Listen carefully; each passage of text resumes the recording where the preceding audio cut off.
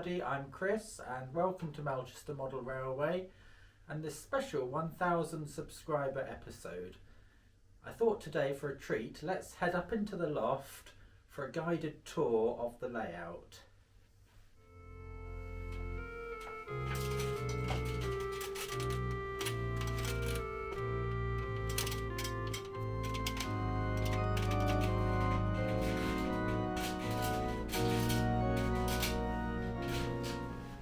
So here we are in the loft, and this is where Melchester, my 00 gauge layout, is situated. As you can see, it's quite a high loft with sloping sides, but these beams do tend to get in the way a bit. So I decided to build the layout very low down off of the ground, only about 9 inches off the ground in fact, so that I could maximise the floor space that I've got available. In fact, the layout only takes up this side of the loft but runs the entire length, so this side is free for me to work and store things. So filming from this view, this hopefully gives you an idea of the whole length of the layout. So I'm just panning from left to right very slowly.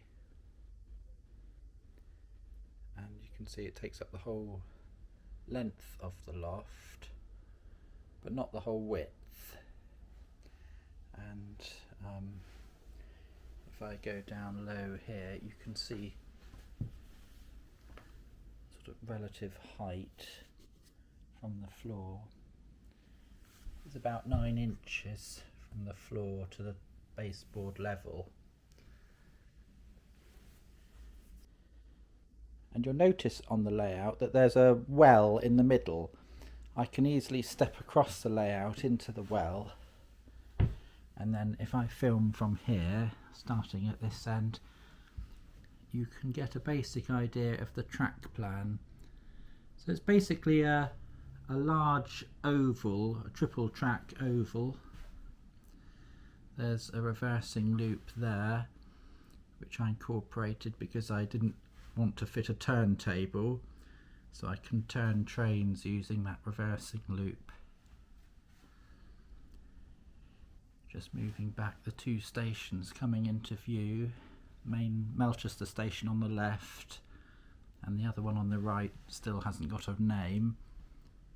And then if I just turn round, you can see the other end of the layout.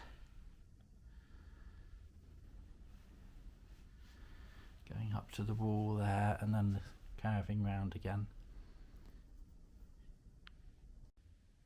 The wiring for the layout is all hidden down along the side, mostly out of sight from any of my videos that you will have seen, and it runs around the entirety of the layout.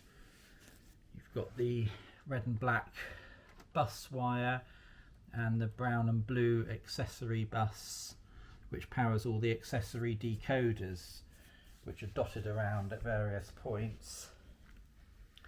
Here we've got a sort of junction box where the main feed from the controller comes in here and gets divided up and sent in each direction around the layout. Also, these yellow and brown wires are for the lighting. As I said, there's a lot of it on this layout, so there's a lot of wiring for lighting. Moving along here, we've got the extension socket for the controller, so I can easily plug in there and have access to the layout from this side.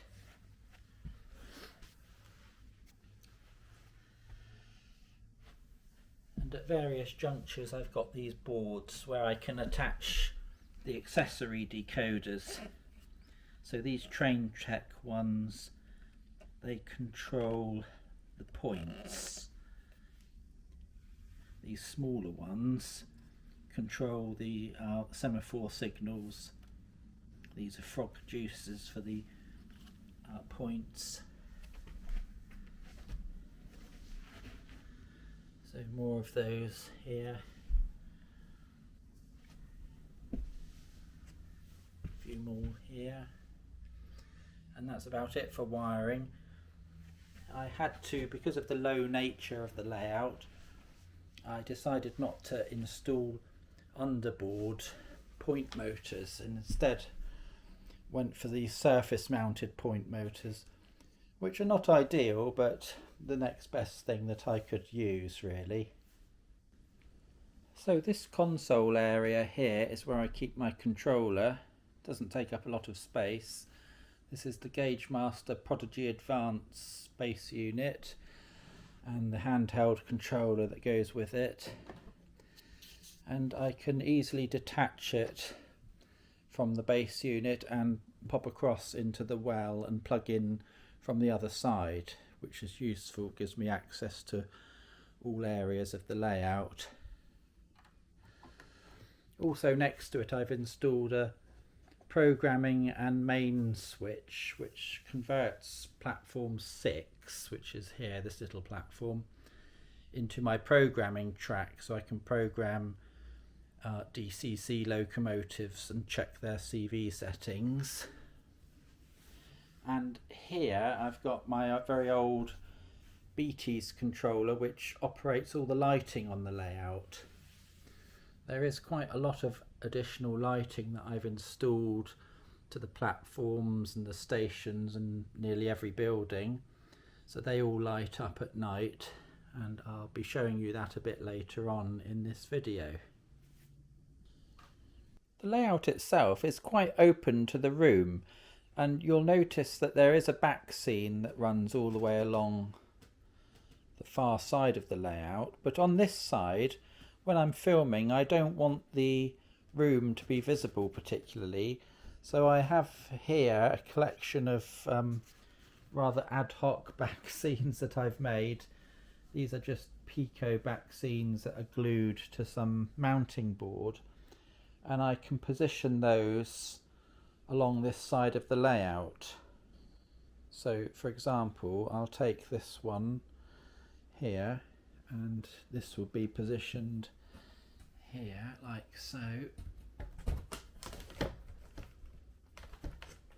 Just sits there quite easily, so that when I'm filming close-ups from inside the well area here, I can get some fairly good shots and the rest of the room will be blocked out. So they're quite useful and easy to add and remove as necessary. You can see the additional back scenes just coming into view here on the left. It helps to block out the view of the room and makes the scene look a little bit more realistic.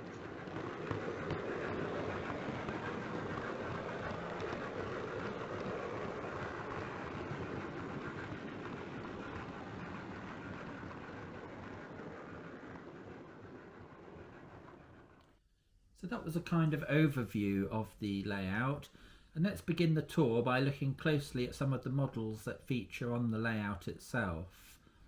And what better place to start than with the main station building of Melchester. For this I used a Hornby Scaledale model, after having initially thought of using the Metcalfe mainline station building. I rejected that idea simply because it had a rather heavy, bulky granite look to it, which was perhaps more fitting for a northern-based railway than something on the southern region. And when I discovered that this Hornby model was based on the station at Rye, I took a train down to Rye and took some photographs for myself, and let's just have a quick look at those here. The station building itself is a red brick Italianate style building, so typical of many of the station buildings on the southern region, and it closely resembles the Hornby model. So you can see this model is quite a good representation of the station at Rye, so that's why I thought it would be a good model to use for a southern based railway. So this is a resin building, and I've added a few extra details such as some of the signage, British Railways Melchester, which would be appropriate for the southern region of British Railways shortly after nationalisation. Got a parcels and left luggage office there, and the station master's office on that side, and this rather nice flight of steps leading up to it, which are from Metcalfe. These are the paving slabs, self-adhesive paving slabs, and some railings, I think from Ratio, which I've added. There is access around the side of the building for parcels, trolleys and luggage and that sort of thing, which can be accessed via this gate and then up the ramp onto the platforms. So that's the main station building at Melchester. This entire station forecourt area was quite the scene of pomp and ceremony last year when the Queen arrived on board the Royal train from London to visit Melchester. Here she is arriving with the Fat Controller and being escorted down to the chauffeur-driven limousine, which would take her to the Empire Theatre for a Royal Gala performance. If you haven't seen that video yet, click on the link in the corner and you'll be able to see the entire thing.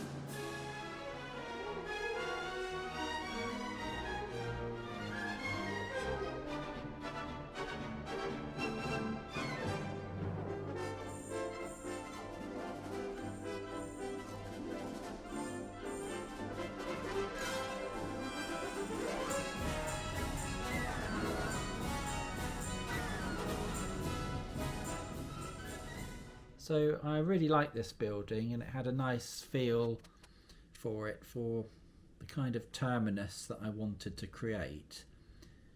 In fact, Melchester isn't just a terminus, it's actually a through terminus. So on this side here we've got the up and down main running lines, and this is platform 1 and platform 2.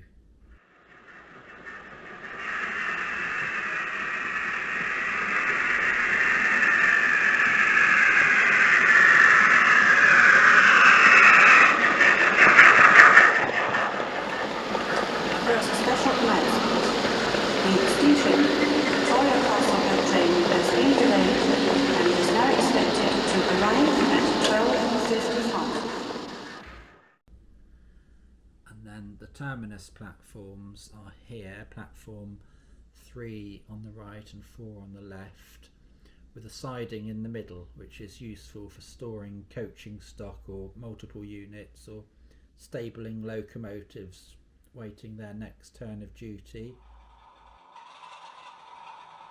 The platform 3 terminus is designed to hold a 5-coach train and locomotive, as you can see with this Class 33 now departing, with a 5-coach rake of Mark I rolling stock.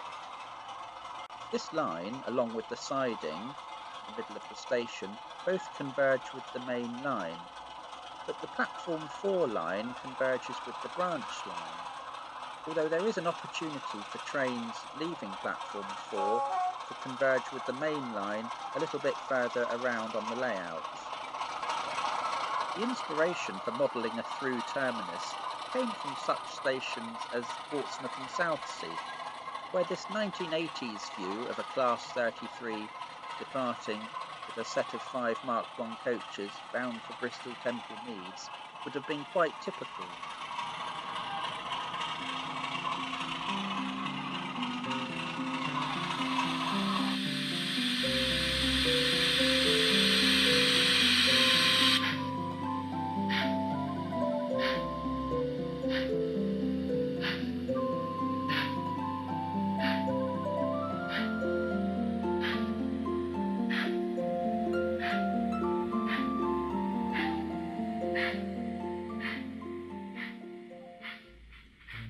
Platform 5 on this side is the branch line, what I like to call the branch line platform.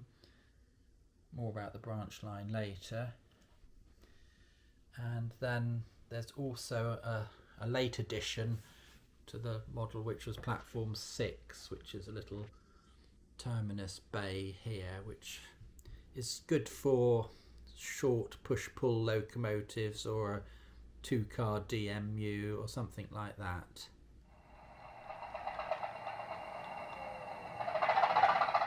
My many train spotting trips would always begin and end with a journey on one of these diesel-electric multiple units, or thumpers as they're better known, as you can hear from the sound of the engine.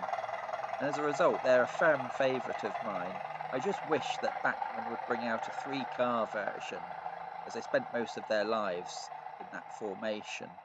But nevertheless, we've got a fine example of a 2-car version from Bachmann at the moment.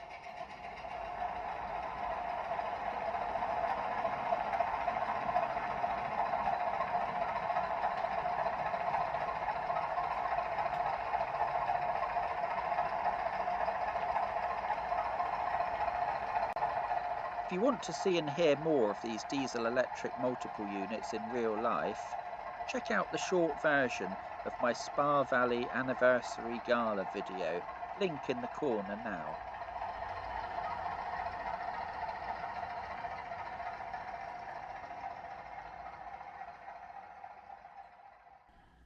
There's the other side of the station building, and again you can see some of the other details I've added, such as these swan neck lamps here, and this station clock, very much like the one at Charing Cross.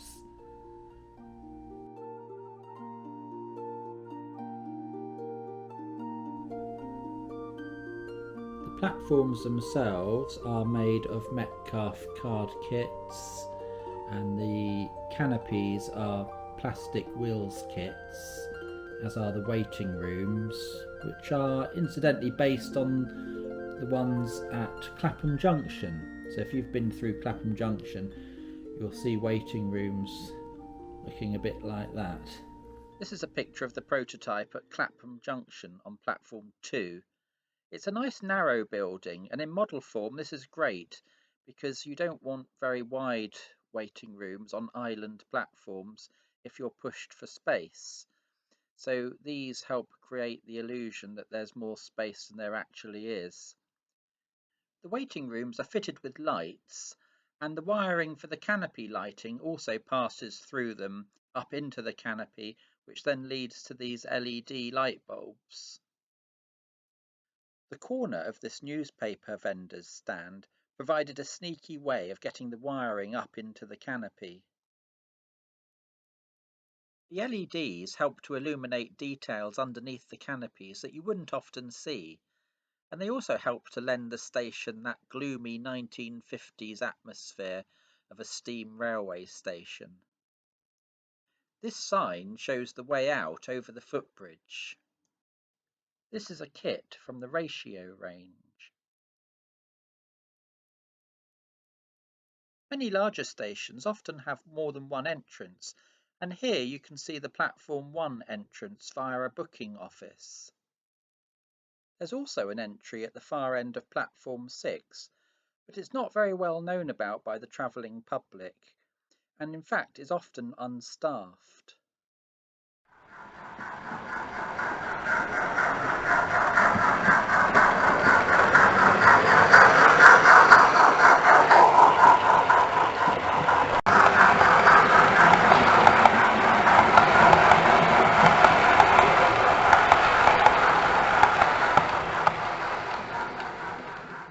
I've added quite a lot of additional signage and advertising on the station platforms, which helps bring it to life, much of which comes from Bufferbeam Limited and Sankey Scenics.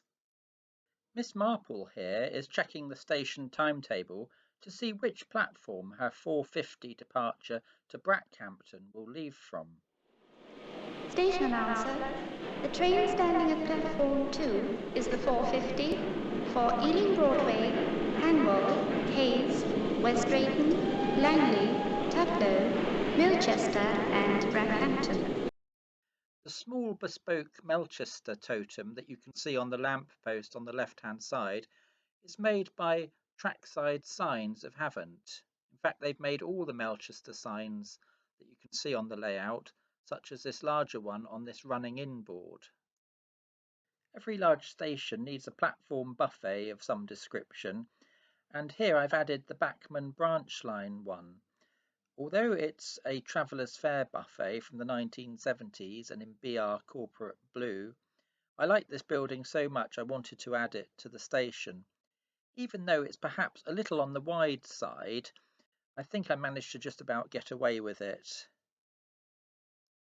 There are 4 water columns at Melchester Station, one at each end of platforms 1 and 2, one to service platforms 4 and 5, and one also on platform 6.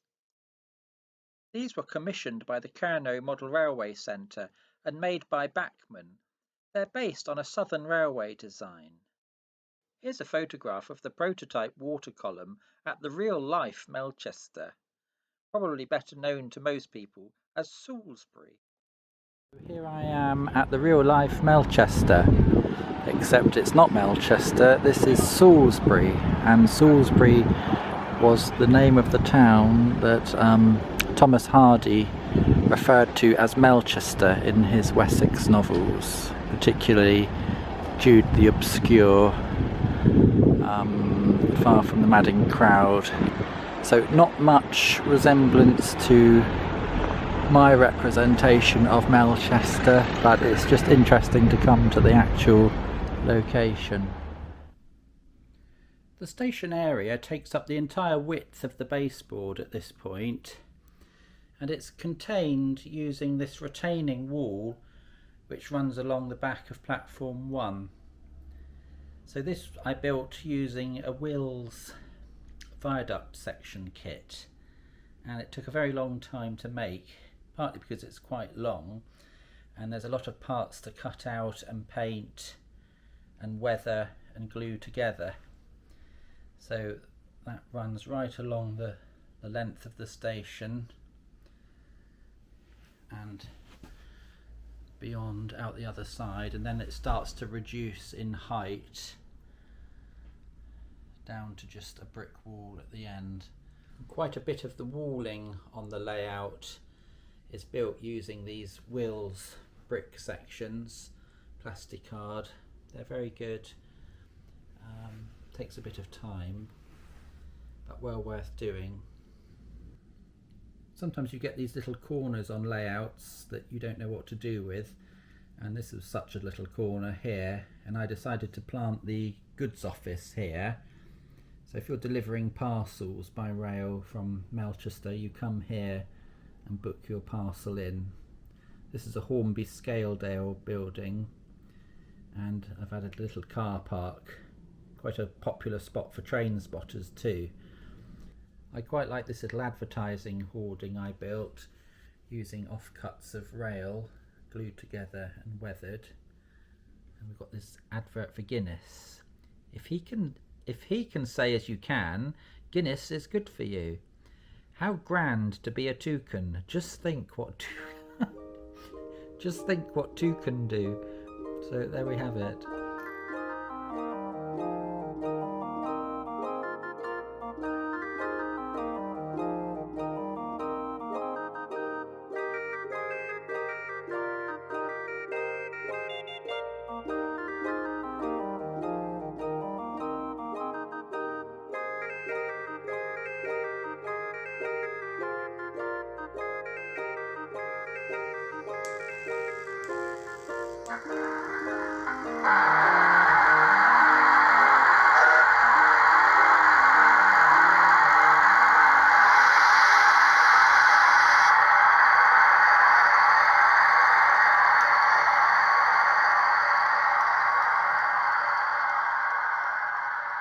Semaphore signals on the layout are all by Dapol.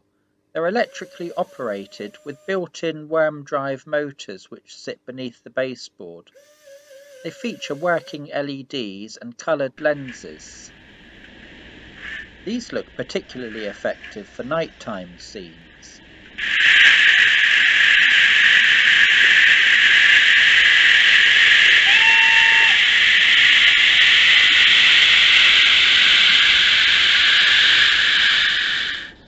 I wanted a location on the station where the local train spotting fraternity could gather.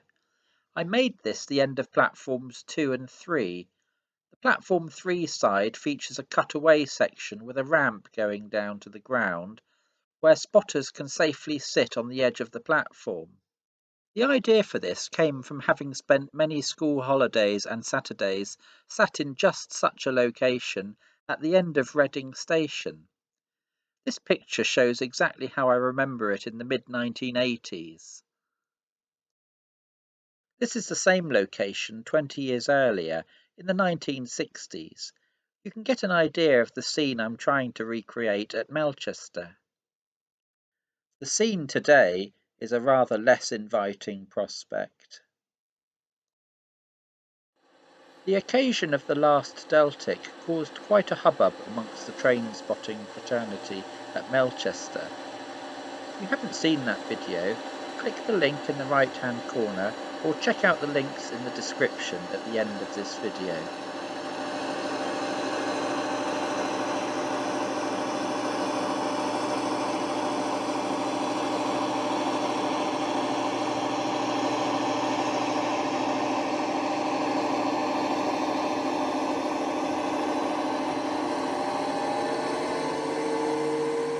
Finally, as I mentioned earlier, let's have a look at the station area at night. So I've reduced the lighting on the layout now, and I've switched on all the LED lighting in the station area, and you can now see the effect of that on the platforms and under the station canopies and waiting rooms, and of course the semaphore signals. Filming a nighttime scene is a really great way of being able to fully appreciate the increasingly sophisticated levels of lighting that are being applied to models these days. Models are being produced that are fitted with working headlights, marker lights, cab lights, even engine room lights on some diesel models. And of course steam locomotives can really benefit from the addition of working head code lamps, cab lights and firebox flicker. If filming a nighttime scene, I like to film in reduced lighting in the room and then apply a blue filter to the final video. Here are a few scenes that I've filmed.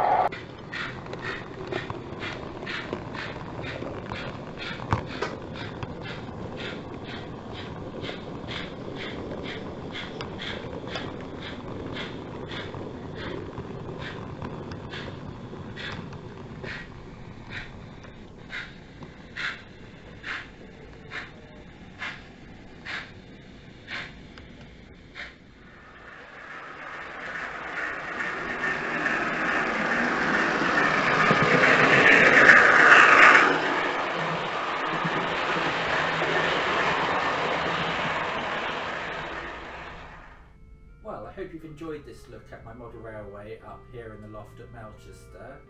A big thank you if you're one of the 1,000 people who've subscribed to this channel so far, and if you haven't yet subscribed, please click on the subscribe button to be notified about new videos as and when they go up. Join me in part 2 of this layout tour, when we head out of the station to the west and explore the signal box and engine shed area before heading out into the countryside. Thanks for watching and bye for now.